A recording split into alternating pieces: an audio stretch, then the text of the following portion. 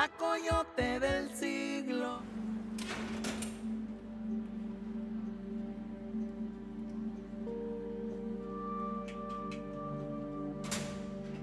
Me informan que llevas varios días sin comer. Llevas más de un mes encerrada. No quieres recibir visitas, no has visto a tu abogado. ¿Qué está pasando? Pues gracias por estar tan al pendiente, pues. Vicenta Rigores, come with us. What's going on? Hoy es mi primera audiencia con el juez. Y estuve practicando toda la noche lo que le iba a decir para declararme culpable. Y poder dormir en este lugar 20 años más.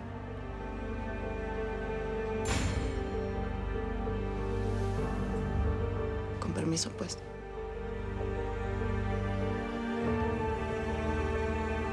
La coyote del siglo. Mil gracias por seguirnos en YouTube. Si te suscribes aquí, encontrarás todos los capítulos de La Señora 03, La Coyote. También puedes visitar telemundo.com, donde encontrarás todos los capítulos de esta superserie.